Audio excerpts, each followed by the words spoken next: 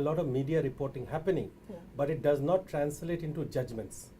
And therefore you find that there is not a single prosecution under the Air Act, which says that if you can actually operate without a consent, you can be punished. And this is broad daylight. And this was just before Diwali. I was trying to see what is going on. As you go further and further away from city center, you see these big hoardings of promising to sell you firecrackers, right? Even when there is a ban and the only permission for so-called green crackers from we the don't Supreme even know Court. what those green firecrackers are. So I now am, my car is getting into roads that are non-existent. Car is getting surrounded by people. I'm sitting there with a female colleague.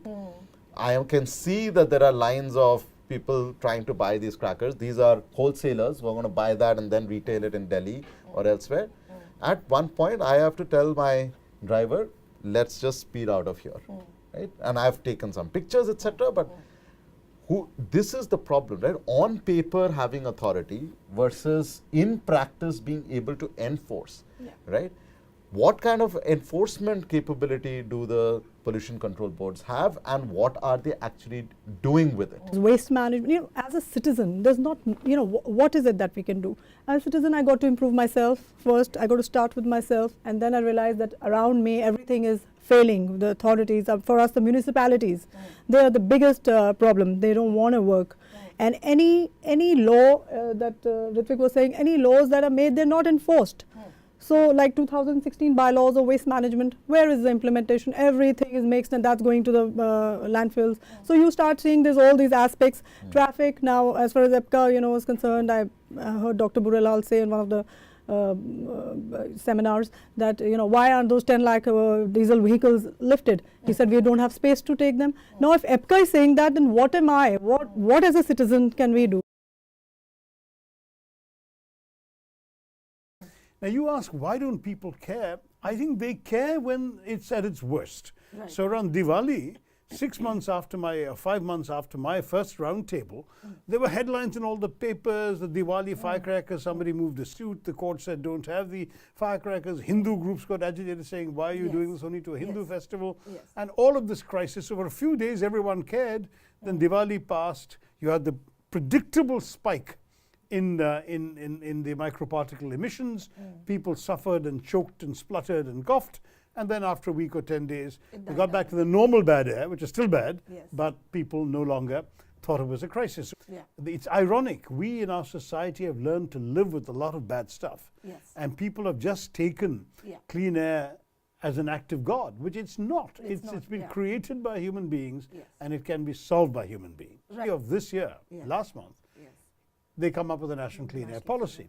Now it's fairly limp. There's nothing exceptional in it. Because it's not legally enforceable. Well, there are three problems with it. Number one is it doesn't have a truly actionable set of deliverables. Number two is there was no consultation with stakeholders we're aware of. Even the kind of process that I've undertaken for the Congress Party, the government has not undertaken for the government of India, which is shocking. And the third thing is it has not been given the teeth, the force of law. There are no legal provisions. There's no attempt to embed the National Clean Air Policy as a legislative obligation.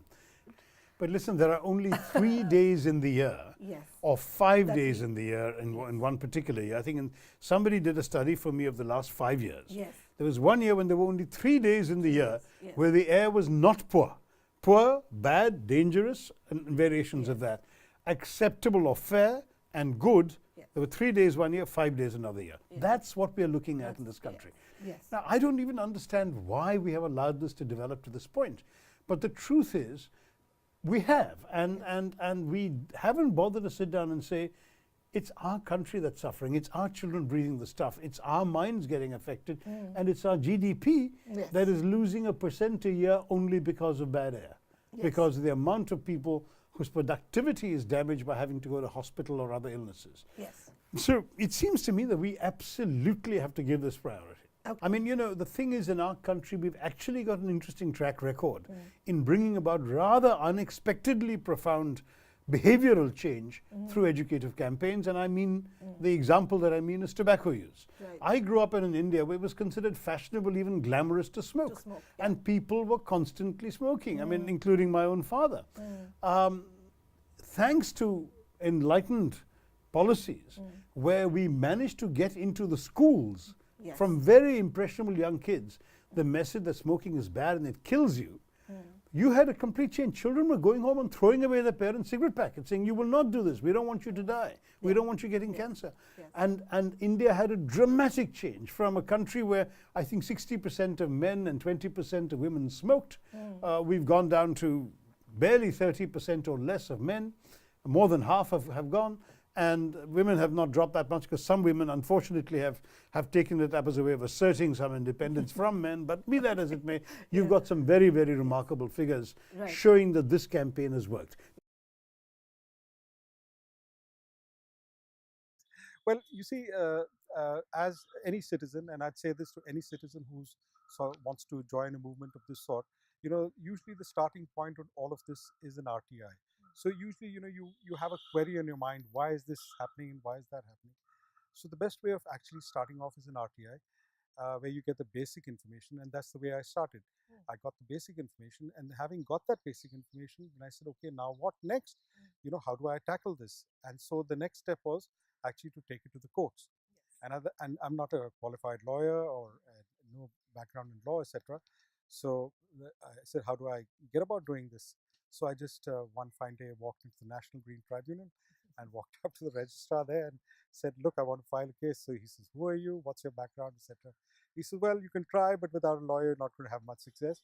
But you can take a look at this file, and this is the way you have to sort of get going. You see, usually what happens is that when a public authority comes up with a project of this nature, they haven't obtained all the clearances, because they feel that they are the public authority and they don't need clearances. You and I need clearances.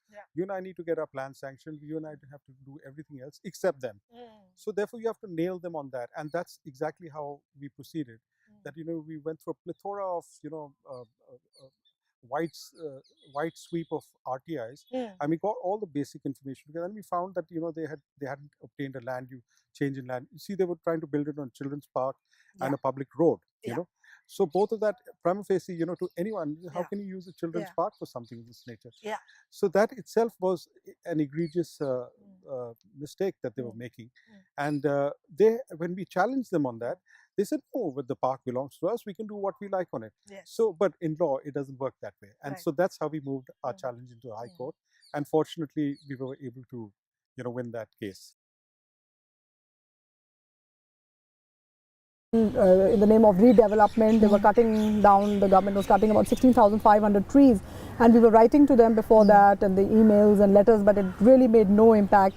So what did you do? Did you actually go out on the streets and held banners? So initially maybe started with five of us or six of us who were, absolutely, and we were not even connected. We were connected on the social media, and we all went and saw this spot and this particular, one area where they had cut off 100-year trees. Absolutely, those hundreds of trees were cut, and it was a very, very sad moment. It was a 46-degree temperature in that heat, but we decided, and then that's how the citizens joined in, and it became huge. And of course, thanks to media, that they took it forward.